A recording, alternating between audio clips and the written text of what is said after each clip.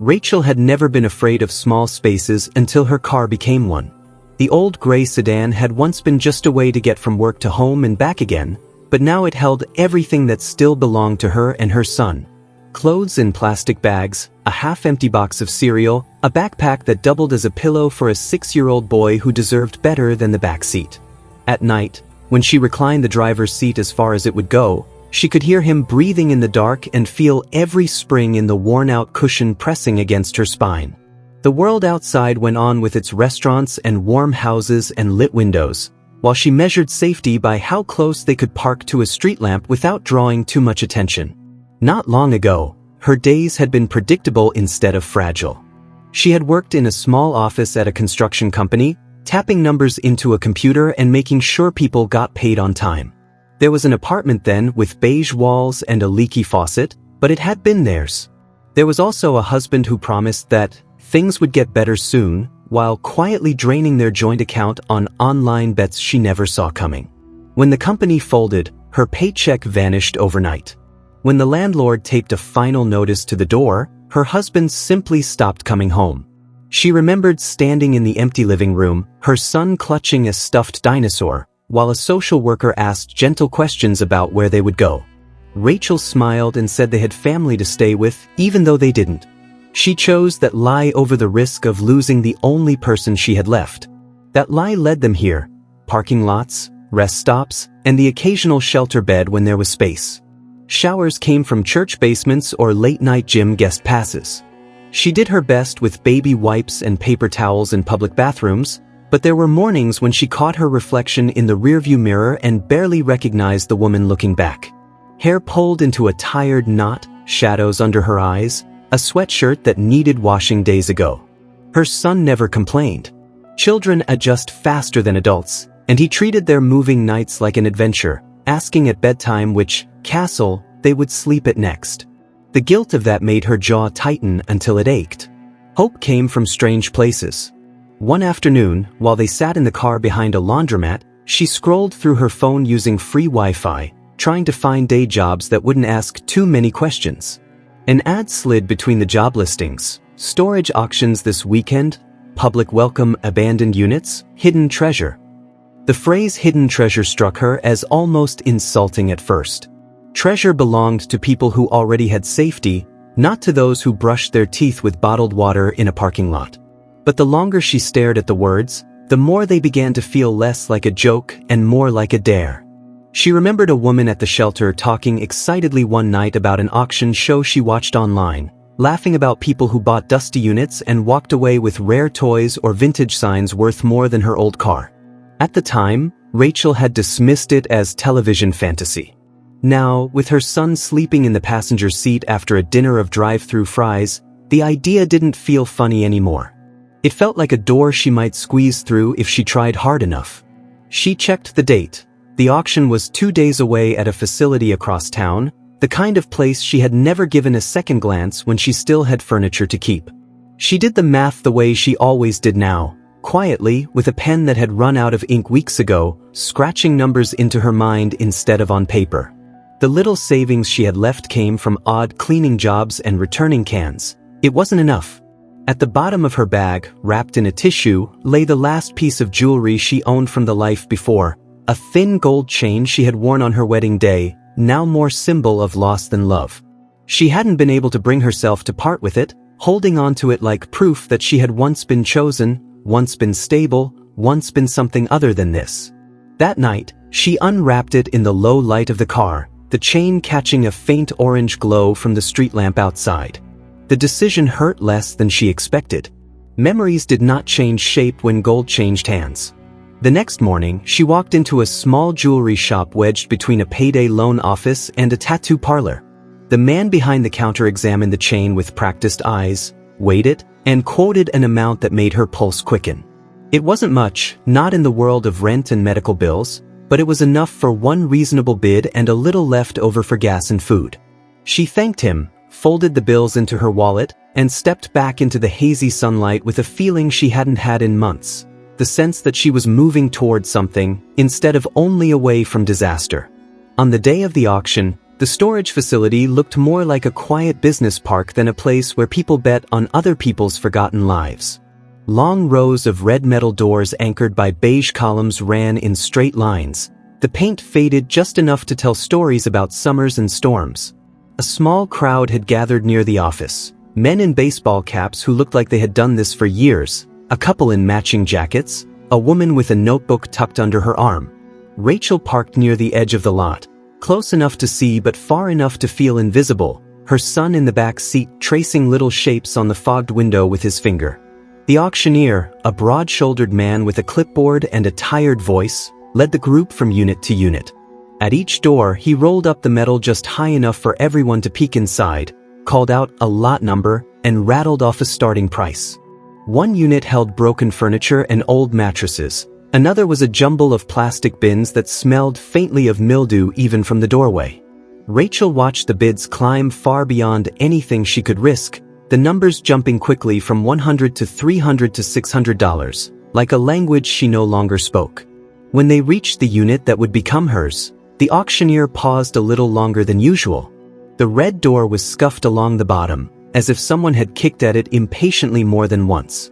He unlocked the latch, rolled it up, and stepped aside. Instead of boxes and scattered junk, the bidders were met by a single shape.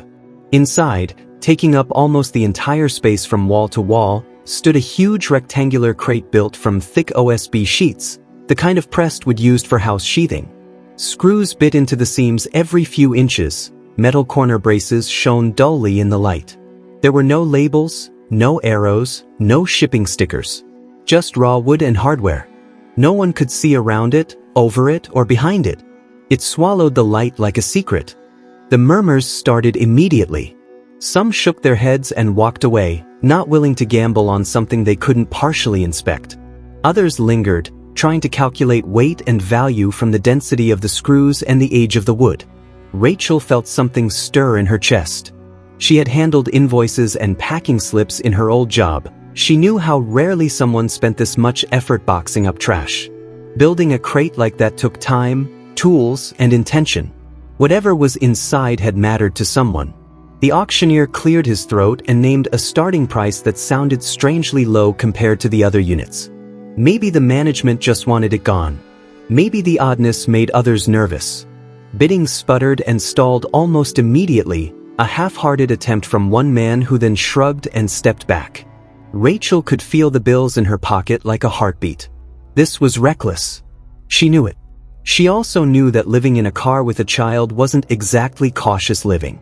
If she walked away now, she would go back to the same parking lots and the same mornings of hoping the engine would start. She took a breath and raised her hand. The number she offered left only a thin margin between risk and empty. Heads turned, more out of curiosity than competition. No one countered. The auctioneer repeated the amount, scanned the faces one last time, then dropped the gavel with a final, echoing clack. The unit with the massive wooden box belonged to her. As the small crowd drifted away, Rachel stood alone in front of the open doorway, the crate looming in the shadows like a closed chapter she hadn't written yet. Her son watched from the car, pressing his face to the glass, eyes wide as if he were looking at a spaceship. She forced herself to swallow the sudden knot in her throat. She had 48 hours to empty this unit and nowhere to move anything if it turned out to be worthless. The risk was real, but so was the possibility that this was the last foolish leap she would have to make. People who follow storage auctions online always say that stories like this deserve to be shared and talked about, and they love to comment where they're watching from and support the ones who keep telling them. Rachel, of course, didn't think about any of that yet. All she knew was that her own story had just tied itself to a box she couldn't see inside. She gripped the cool metal handle of the door and let it rattle halfway down, not ready to face the crate alone just yet. Somewhere behind her, a car door closed and footsteps approached across the gravel, steady and unhurried. In the side mirror, she caught sight of a young man in a work shirt with the storage facility logo, glancing from her to the unit and back again, as if he had just realized that the woman who looked like she lived in her car had just bought the strangest thing on the property. And with that, the question settled in like a weight at the base of her neck. How was she, with no tools, no help, and almost no time, supposed to open a box built to stay closed? For most of her life, Rachel had believed that effort always led somewhere. You studied, you worked, you stayed kind, and in return, the world gave you something solid to stand on. Now, standing before a massive crate that looked more like a barricade than a belonging, she realized how naive that had been. The box loomed in front of her like a challenge. Heavy, silent, indifferent. Every screw gleamed faintly in the pale light leaking through the storage corridor, as if reminding her how little she had and how much she'd just risked. Behind her, her son climbed out of the car, rubbing his eyes, his small face half curious, half confused. Rachel wanted to smile, but the expression wouldn't come. The young employee from the facility approached slowly, hands tucked into the pockets of his uniform jacket. He couldn't have been more than 25, a little rough around the edges, with the kind of easy posture that came from lifting boxes for a living. His name tag read Tom. He had seen plenty of strange things in these units, but never a single crate taking up the entire space. He asked if she needed a hand moving it, and though Rachel's pride urged her to say no, exhaustion made her nod. He studied the crate, then her car, then her again, and must have understood something unspoken. They spent the next hour circling the unit, looking for a weakness. The crate was built too carefully to pry open without tools. The screws were sunken deep, the seams tight, the OSB sheets thick and rough-edged. There was no writing, no arrows, not even a fragile sticker, just raw, industrial material and time. Rachel ran her fingers along the wood, feeling the ridges of sawdust pressed into resin. Someone had built it to last. Tom fetched a flashlight from his truck, shining it around the edges, but the light found nothing except dust and cobwebs clinging to the corners. He offered to help her bring a crowbar the next day. She could tell he didn't want to leave her here struggling alone. She thanked him and insisted she'd figure it out, though she wasn't sure how. When he walked away, she noticed he turned around twice, as if still trying to puzzle out the story behind this woman, her child, and the mysterious box that now belonged to them. That night, Rachel parked near the back of the lot again, keeping the unit within sight. Her son curled up under an old blanket in the passenger seat, drifting off as she sat awake, watching the faint red glow of the unit door under the security lights. The thought of what might be inside spun through her head. Furniture, maybe? Machinery? Or just junk sealed up by someone who didn't want to see it anymore. She remembered stories of people finding rare coins, antique instruments, even forgotten artworks. She told herself not to dream too big, but it was impossible not to. For months, her life had been about surviving one day to reach the next. Now, for the first time, there was a sliver of anticipation. When morning came, she borrowed a rusted screwdriver and a small hammer from a man at the pawn shop down the street, promising to bring them back by the end of the day. The air smelled faintly of rain, and her hands trembled slightly as she approached the box again. Tom was already there, leaning against the wall with a thermos in one hand. He said he couldn't sleep, that curiosity had won. She laughed softly, realizing how rare it had become for her to laugh at all. They began working side by side, prying at corners, loosening screws, and taking turns as their arms tired. The sound echoed down the concrete hallway, the creak of metal against wood, the muffled thud of hammer taps, the shuffle of dust falling from seams untouched for years. Every time a screw came free, Rachel felt a small rush, as though she were chipping away not just at wood, but at everything that had pinned her life in place. By midday, they had loosened one side enough to peel back a panel. The stale air that escaped carried a faint smell of oil and age, not rot, but the scent of something mechanical. Inside, in the dim strip of light, Rachel saw shapes wrapped in cloth, long and narrow. She felt her heartbeat pick up. Tom leaned closer, squinting. There were layers of coverings, thick fabric folded over itself, almost ceremonial in the care it took. They pulled one edge aside, and for a moment, both froze. The object beneath was metallic, ornately detailed, and heavier than it looked. A barrel, a trigger guard, engraving along the side, an old rifle, its metal still gleaming under the dust. Not a hunting weapon, but something far older, more refined. Rachel reached out, afraid to touch it. There were others too, stacked carefully beside it, and cases that looked like they might hold swords or long tools. The crate wasn't just storage, it was a vault. Tom exhaled a quiet whistle, shaking his head in disbelief. Rachel didn't know whether to feel excitement or dread. Someone had gone to great lengths to seal these things away. There was craftsmanship here, value maybe, but also history, and history never came free. For the first time, she felt the weight of what she had done pressing against her ribs. What if these things weren't abandoned at all? What if they had been hidden? The thought followed her into the afternoon. Tom suggested they catalog what they found before touching more, maybe check if the facility had records of the last renter. Rachel nodded, though her mind was already running ahead. Pawn shops, appraisers, the possibility of turning these relics into something that could change her son's life. But the deeper she looked into the crate, the stronger the sense of unease grew. There were carvings on some of the cases, faint symbols scratched into the wood that neither of them recognized.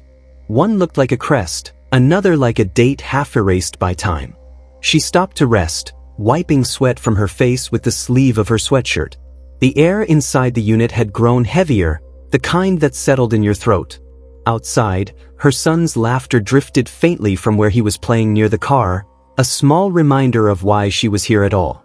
If you've been following stories like this one, you know how sometimes ordinary people stumble upon moments that change everything, and you also know that it helps keep these stories alive when you like, subscribe, and share where you're watching from. Rachel, of course, didn't think about any of that. She just knew her hands were shaking, her chest tight with something she couldn't yet name. As the sun lowered, turning the light in the unit from gold to amber, Rachel and Tom lifted another layer of fabric. Beneath it lay a small metal-bound chest, unlike the others, locked, lighter, and covered in the same strange carvings. Tom looked at her questioningly, but Rachel's attention was fixed on the keyhole. For all the weight of what they'd uncovered, she couldn't shake one thought. Whoever had sealed this away hadn't just wanted to store it. They'd wanted to hide it. And as the last of the daylight disappeared beyond the red doors, a quiet certainty settled over her. This was no ordinary find, and whatever waited inside that smaller chest might not be something either of them was ready to claim.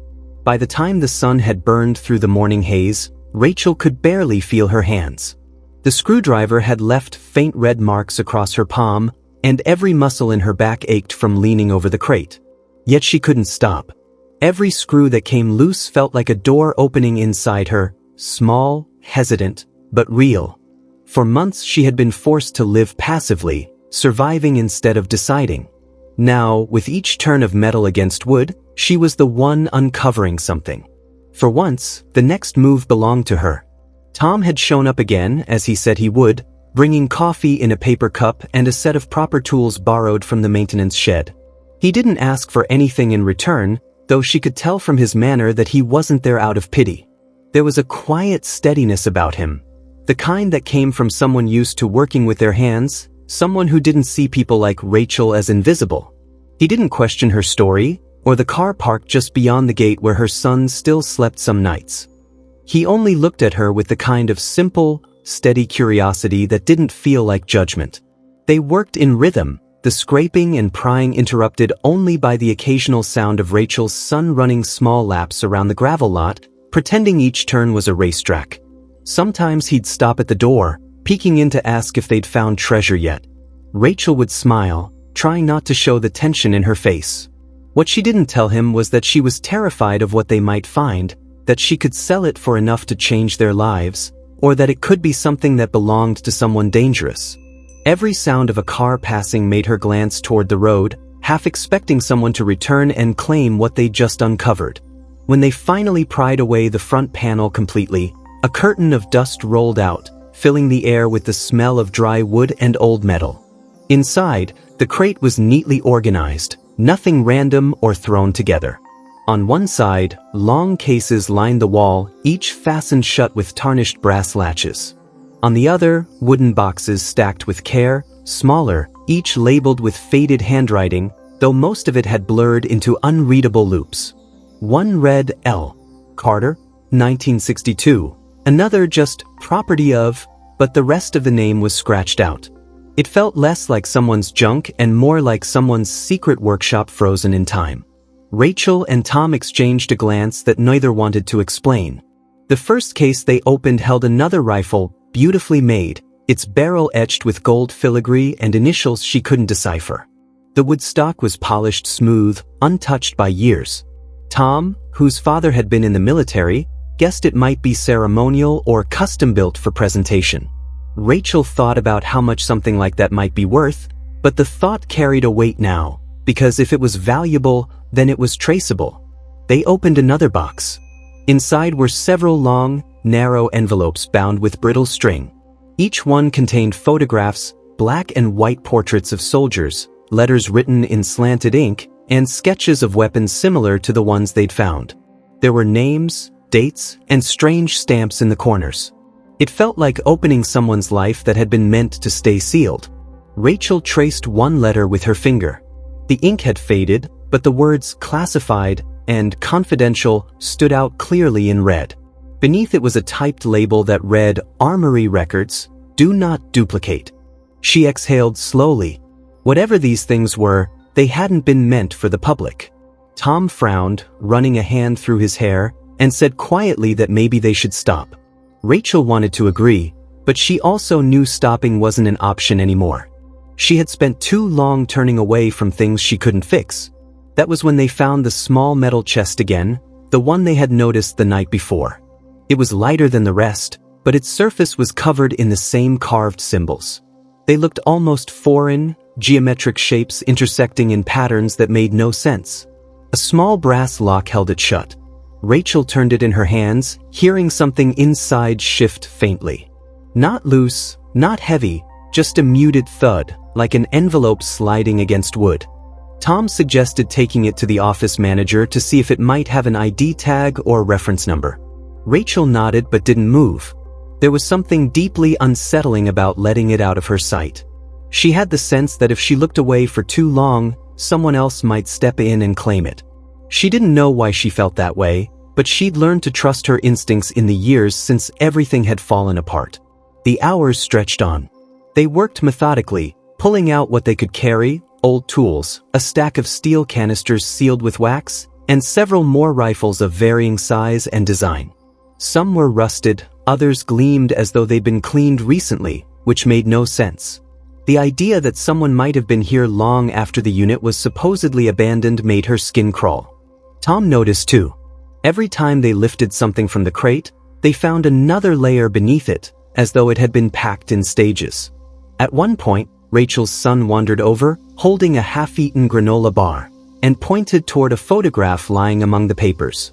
The image showed a group of men in uniforms standing beside a truck, smiling stiffly at the camera. Behind them, she could make out the outline of crates, identical to the one now sitting in front of her. A chill ran down her spine. Tom stood quietly, watching her expression shift. He didn't say anything, but she could tell he was thinking the same thing, that maybe this box wasn't supposed to have been sold at all. Outside, clouds were forming, flattening the afternoon light. The air turned heavy and gray. Rachel sat on the edge of the crate, her hands resting on her knees, trying to make sense of the flood of possibilities. If this was military property, then keeping it could mean trouble. If it wasn't, it might be worth enough to change everything. Either way, it was dangerous. Still, when Tom suggested locking the unit again until they figured out what to do, she hesitated. There was one last section of the crate they hadn't opened yet, a smaller compartment in the back, sealed with a strip of metal she hadn't noticed before. Tom went to fetch a crowbar while Rachel brushed the dust from the edge, her fingertips catching on a shallow groove. She realized it wasn't just a seam. It was a symbol, the same one carved into the smaller chest, faintly burned into the wood. That realization made her pull her hand back. Her son called her name from outside, pointing toward the lot entrance. A black SUV had pulled in, its windows tinted, its headlights still on even in daylight. It slowed near the office, paused for a moment, then rolled forward again down the row of red and beige doors. Rachel stood frozen, her pulse quickening. The SUV passed them, stopped briefly, then kept going until it disappeared around the corner. Tom returned a few seconds later, crowbar in hand, and caught the look on her face. She didn't need to say anything, he could see it. Something about this find was starting to attract attention. And as the first drops of rain began to fall, darkening the concrete outside. Rachel realized that whatever story these objects carried, it hadn't ended when the crate was sealed. It was still unfolding. And now, she and her son were part of it.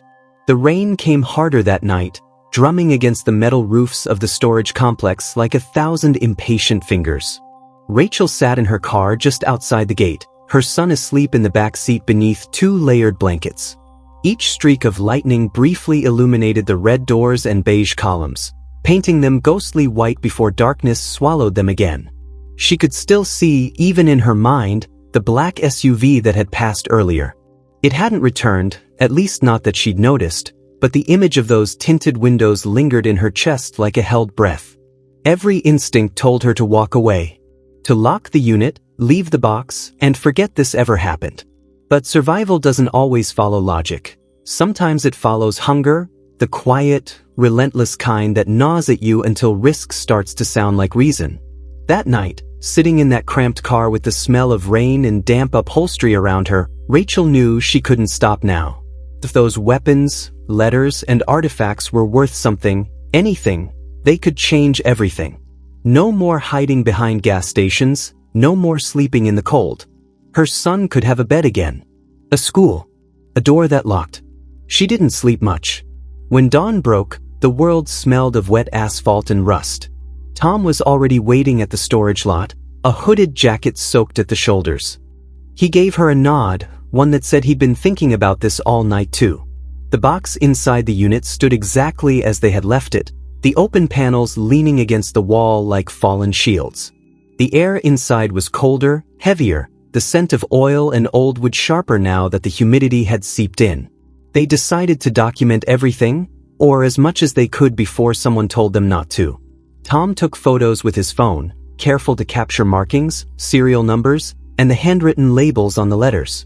Rachel arranged items on an old tarp they found in one of the bins, her fingers trembling slightly every time she lifted something that looked too valuable, too precise to belong to an abandoned unit. Among the items was a polished sword, its hilt decorated with faded gold leaf and the remains of a velvet grip. It was beautiful in a way that felt dangerous, like something that should have been behind museum glass, not hidden in a warehouse. Tom noticed small details that made Rachel's stomach tighten, manufacturer marks that didn't match any civilian weapons, and crates labeled, Inspection 1974, Fort D. He muttered that maybe they should call someone, maybe the police or the storage manager. Rachel knew he was right, but she also knew what would happen if she did. They would take everything away, file reports, and close the door on her life again. She'd be back where she started, without a home, without hope, without even the illusion of control. Instead, she suggested they bring a few items to a pawn shop first, just to understand what they were dealing with. Tom hesitated, but the resolve in her voice was different now, firm, unshaken. He agreed, though he warned her to be careful. As they packed a few of the smaller cases into the trunk, Rachel noticed her son watching from the car window, his face pressed to the glass, eyes full of questions he didn't ask. The drive into town was silent except for the sound of tires over wet roads. The pawn shop stood at the edge of an industrial block, the kind of place that looked old even when it wasn't. The owner, a wiry man with a gray beard and sharp eyes, lifted his gaze as they entered. Rachel laid the first rifle on the counter, trying to sound calm when she asked if he could tell how much it was worth. The man's demeanor shifted instantly. He leaned closer, studying the engraving, running a cloth over the barrel as though afraid to damage it. Then he looked at her, and for a long moment said nothing. When he finally spoke, his tone was low and measured. "You didn't steal this, did you?" The question hit like a slap, though she understood why he asked. She shook her head quickly and explained. The auction, the sealed crate, everything they'd found. His expression softened slightly, but his eyes stayed cautious. He said the rifle was easily worth several $1,000s, possibly more if it was what he thought it was, a ceremonial prototype, made in limited quantity during the mid-20th century. Then he paused and added something that made her pulse spike. "I've seen one like this before, years ago. Government issue, though the ones I saw never left storage." He offered to buy it outright but warned that taking it anywhere public might draw attention. Rachel exchanged a glance with Tom. The warning wasn't just about collectors, it was about ownership. Someone, somewhere, might still be looking for this. She told the pawnbroker she needed time to think, thanked him, and left with the item still wrapped in cloth. Outside, the rain had eased into a mist that blurred the streetlights. They stopped by a gas station, letting her son stretch his legs while Rachel leaned against the car, her heart still pounding from the conversation. Tom lit a cigarette but didn't speak. He didn't need to. Both of them knew the meaning behind the pawn shop owner's words. This wasn't just lost property. It had been hidden. That night, they returned to the storage facility, the lot quiet under the glow of the yellow lamps. The red doors stood like sentinels, each one identical, but Rachel couldn't shake the feeling that eyes were on her. She told herself it was exhaustion, but when she turned the corner toward her unit, she saw fresh tire tracks in the gravel. Not from her car, larger, heavier, still wet from rain. She looked at Tom, and for a second neither of them moved. They opened the unit.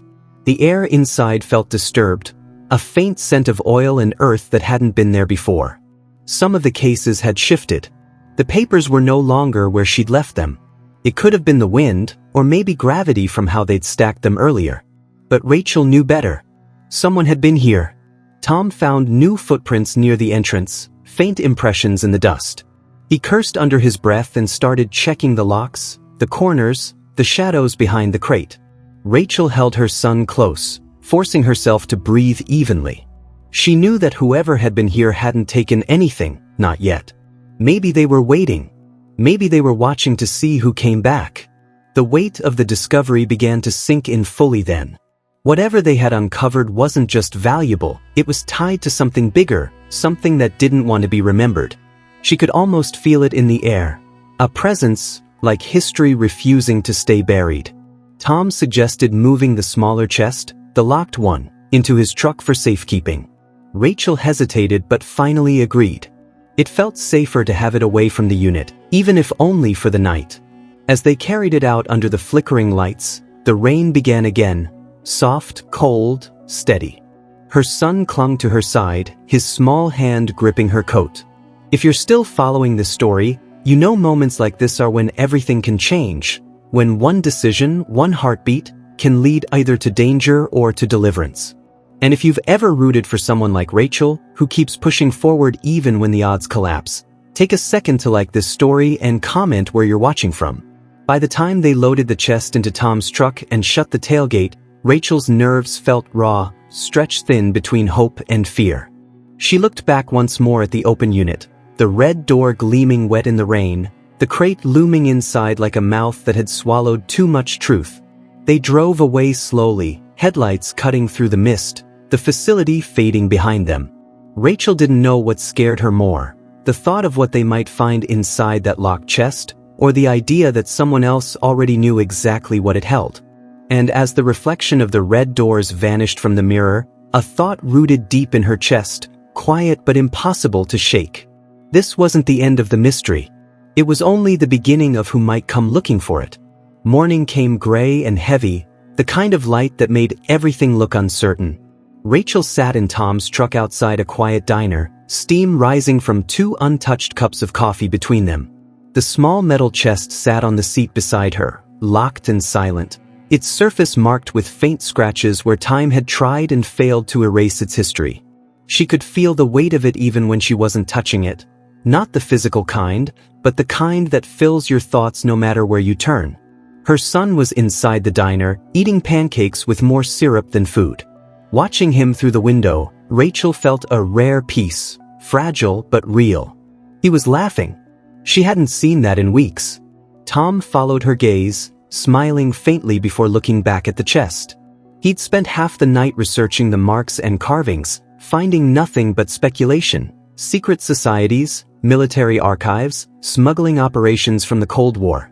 Every explanation felt too big to be true, but after what they'd seen, none of it sounded impossible.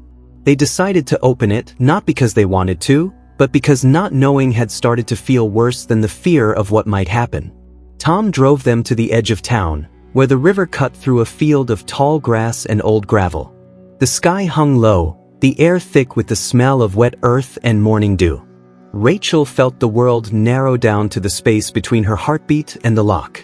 It took several minutes to pry it loose. When the latch finally snapped open, the sound was quiet but final, like a whisper in the wrong language. Inside, instead of gold or weapons, lay a stack of sealed envelopes bound with a faded red ribbon. Beneath them, a bundle of photographs wrapped in thin parchment and a small journal, its pages yellowed but carefully preserved. Rachel opened the first envelope. Inside was a letter, written in neat cursive that trembled only at the edges. "If you're reading this, I didn't have time to explain." The rest told fragments of a story, a soldier who had hidden evidence of stolen artifacts from a war, fearing they'd be sold on the black market, a promise to return them to their rightful homes that he never got to keep. The items in the crate weren't meant to be sold at all. They were meant to be found, someday, by someone who wouldn't destroy their meaning. Tom read over her shoulder, his brow furrowing as the pieces began to fit together. The weapons, the letters, the photographs, all part of a cover-up that had stretched decades. But now, in the strangest way, Rachel was holding the end of that thread. She could sell everything and disappear, or she could finish what that unknown man had started. For a long moment, she said nothing. Her son wandered over from the truck, clutching a small toy car, his shoes wet with grass. He asked if they'd found treasure. Rachel looked at him and realized they had, just not the kind that fit in a pawn shop. She smiled, kneeling to his height, and told him they were going to make things right, together. That afternoon, they drove into the city and met with a historian Tom had found online, an older woman who specialized in lost wartime archives. Rachel handed her one of the letters and the rifle, explaining how she'd come across them. The woman's expression shifted from curiosity to awe, then to something softer, almost reverent. She confirmed what they'd begun to suspect. These items were authentic, valuable, and historically irreplaceable. When Rachel asked what they should do, the historian offered to connect them with a museum that would pay a fair amount. Not fortune money, but enough to start over honestly. Weeks later, the process was complete. The museum authenticated the collection and wired Rachel a sum large enough to buy a modest home. Not a mansion, not luxury, just stability. A roof that didn't leak, a bed for her son, a door that locked from the inside. When she received the transfer notice on her phone, she didn't cry at first. She just sat still, letting the weight of it sink in, the months of fear, the years of trying, the endless nights in a car that no longer had to be theirs. Tom helped them move into the small house on the edge of town. It wasn't much, but the windows let in the kind of light that made everything feel open. He stayed that evening to help fix a loose cabinet door, and somehow, neither of them said goodbye. He came by the next morning with coffee and, soon enough, it became a habit. Rachel wasn't sure when gratitude turned into something more, but she didn't question it. After everything, love didn't have to announce itself. It just had to stay. Months later, she returned to the museum with her son. One of the rifles stood behind a glass display, cleaned and restored, a small plaque below it reading, "Recovered from an abandoned storage unit in Arizona, 2025. No names, no backstory, just the quiet acknowledgement that some things survive because they're meant to be rediscovered. Her son stared at the display wide-eyed, then looked up at her and said softly, "That's ours." Rachel smiled and placed her hand on his shoulder. "It was," she said.